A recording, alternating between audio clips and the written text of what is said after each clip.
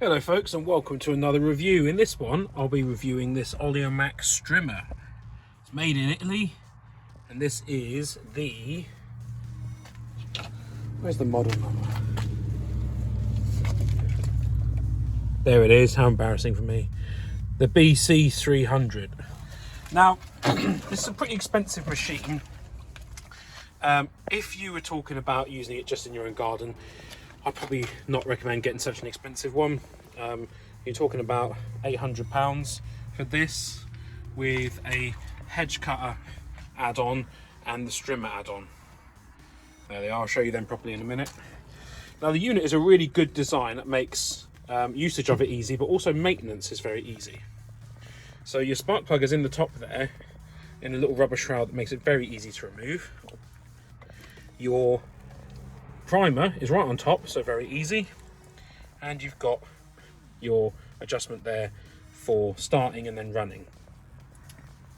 The fuel cap is a good shape to remove, but can be a bit tight at times, but I'd rather that than have it leak. And this, the pull to start, it could be maybe a little bit bigger, because it can slip out your hands on really cold days at times. It's a really nice design. It's not massively heavy. It's all very ergonomic. You can put this out any way that you want, as well as that there for doing the edges. Another thing, this is where you would add the add-ons into it, and I would personally like it if that was a captive handle on there, so it doesn't come out if you accidentally undo it all the way. Not the end of the world. This is where you would attach the shoulder strap. I can recommend that if you're doing strimming, especially because you're in one position the whole time, so that's very useful to have. The stop button is right there, and it's a self-cancelling one, so once you press it, it automatically returns to the start position. To start, push that button in, squeeze the trigger there, and then you want to just pull that for the first time when you're starting it when it's a bit cold. This is a bit different to the cheaper models, so in order to start it, you want it in the low position, press the primer 3 or 4 times, pull it once or twice, it will turn over once. Then you set it back in the high position and pull it, and with the trigger pulled in, and that will start up then. I can highly recommend then giving it a couple of light revs, let it warm up a bit, and then it's ready to go. It's got a fairly generous fuel tank. It does sip fuel a bit quicker than some other models I've had, but so far power and reliability have been top notch, touch wood anyway. Another slight issue I found is that, of course, the exhaust gets very hot and can actually slightly melt the plastic shroud around it. I did consider replacing this with a metal shroud, but that's not recommended, because the metal shroud would of course become absolutely boiling, and if you were to touch yourself on it, you would suffer badly. It's got easily removable and cleanable filter in there every 10 hours, so that's nice and easy. And because it's a well-known commercial brand, getting bits for it is actually pretty easy as well.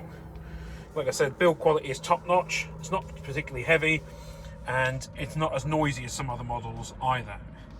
So let's go ahead and have a look at some of the add-ons that you can get for this. So here we have the Hedge Trimmer add-on. It's got a useful design here where you pull this bit out, turn it, and then you can move this into a different angle for cutting higher up bits, for example, where you want a nice flat finish.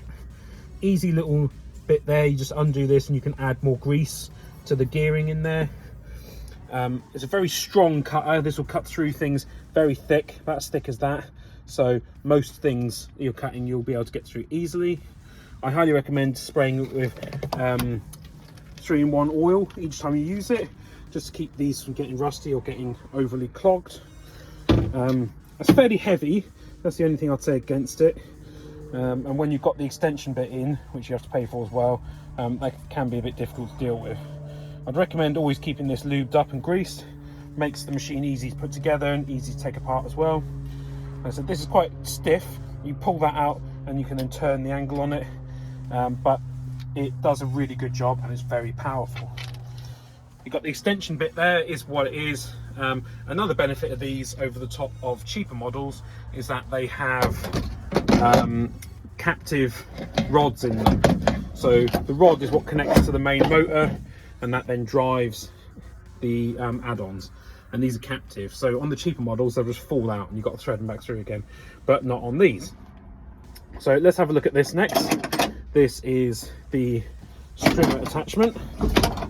Now you might notice from my other machines I've got in here, I've gone all in on Oleo-Mac, including on this lawnmower, which I've done a review of my channel. You can check out. It's a 4-stroke lawnmower. There's the model number of it. Does a really good job. And in my next video, we'll be having a look at the Oleo-Mac petrol powered leaf blower and vacuum. But for now, we'll carry on with this. So there's specific add-ons for this model.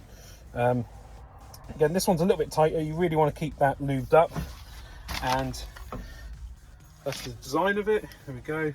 This one, very nice and light. This is a very clever design here, although it does wear each time you tap it, of course, to dispense some more line. But essentially, it's got these little push bits. You take that out, thread a bit of line through so that it's the equal length either side, put it back in, and then you just turn this bit here. Now, it was in a bit of better condition obviously when I got it, but you just turn that and it just pulls the line in nicely, and you have equal line both sides. Makes threading line a lot easier, especially when you talk about line that is that thick. Now, of course, you could use metal blades and whatnot on these. I don't feel they do as good a job on grass. They're good. It does come with a metal blade. That's good for cutting down things like very tall weeds, for example, where you'll get through this line very quickly otherwise. Haven't had to grease it yet, but again, there's a greasing bolt there you just take out, and this screws on left so it doesn't come out as you're using it. I bought a harness on eBay. Does a good job, keeps the weight of the machine off your arms and more on your back, and I can highly recommend that when you're using this. I don't use the harness when using the hedge cutter bit, because I find you're moving the machine in so many different directions. It's just doesn't really work, but it does work well for this when you just want to get a nice even cut on the grass. So to get this and the hedge cutter bit and the extension pole and the machine itself, it was about £800. Now, is that worth it? Well, if you're only going to use it in your own home, possibly not. If you're going to use it just in your own home, I'd consider maybe getting a battery powered one, to be honest. But for commercial use, this is an excellent machine, and it makes quick work of any jobs that I need to do. Doesn't tire you out too much, even if it does get quite hot, because it is a petrol. So I hope you've enjoyed this video. If you have, please remember to hit that like button, leave me a comment, subscribe to my channel. That really helps a lot. Tell me, if you think if you've got any machines you think are better. Steel is slightly more expensive, but I've gone it all in on Oleo-Mac. I found them to be really reliable so far anyway. I've had them for over a year now. So check out my Patreon as well, and share this video on your socials. I'd like to thank you very much for watching this and taking the time to get to the end, if indeed you did, and I'll see you in the next one. Have a good day.